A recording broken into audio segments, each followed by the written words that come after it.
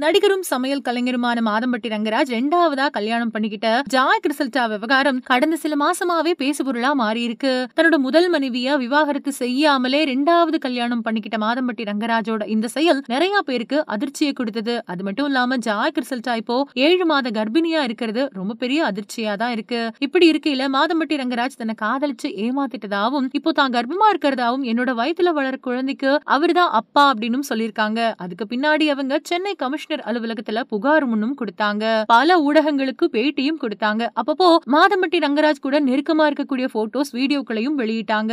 இது ரொம்ப பெரிய சர்ச்சையை கிளப்புச்சு. முதலமைச்சர் ஸ்டாலினை டேக் பண்ணி அப்பா எனக்கு நியாயம் வாங்கி கொடுங்க அப்படின்னு பதிவிட்டு இருந்தாங்க ஜாய் கிறிசல்டா.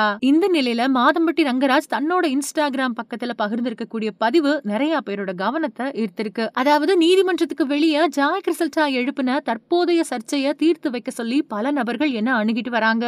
நீதித்துறையோட செயல்பாட்டுல எனக்கு மிகுந்த நம்பிக்கை இருக்குது. சட்டத்தின்படி உண்மை நிலைநாட்டப்படும்.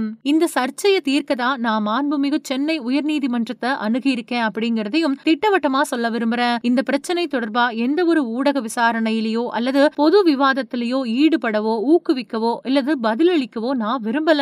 ஆன்லைன் ஊடகங்கள் மேல எனக்கு ரொம்பவே பெரிய மரியாதை இருக்கு. நடந்து வரக்கூடிய சர்ச்சை பத்தி எந்த கருத்துக்களையும் அனுமானங்களையும் வெளியிடுறத தவிர்க்குமாறு எல்லா ஊடக நிறுவனங்களையும் நான் பணிவோட கேட்டுக்கிறேன். நான் இந்த சர்ச்சையை சட்டத்தின்படி எதிர்கொள்வேன். ஜாய் கிறிசல்டா எதிர்பார்க்கிறது மாதிரி நீதிமன்றத்துக்கு வெளியே தீர்வு காண ஒத்துக்கவே மாட்டேன். என்னோட நலன்ல அக்கறை காட்டி எனக்கு உறுதுணையா இருந்து ஆதரவு அப்புறம் பிரார்த்தனைகள் வழங்கின எல்லா நலம் விரும்பிகளுக்கும் என்னோட இதயபூர்வமான நன்றி அப்படின்னு குறிப்பிட்டிருக்காரு. இவரோட இந்த பதிவு இணையவாசிகள் மத்தியில கவனத்தை ஏற்படுத்தி இருக்கு. ஆனா அதே சமயத்துல மாதம்பட்டி ரங்கராஜுக்கு எதிராகவும் ஒரு சில கருத்துக்களை பார்க்க முடியுது.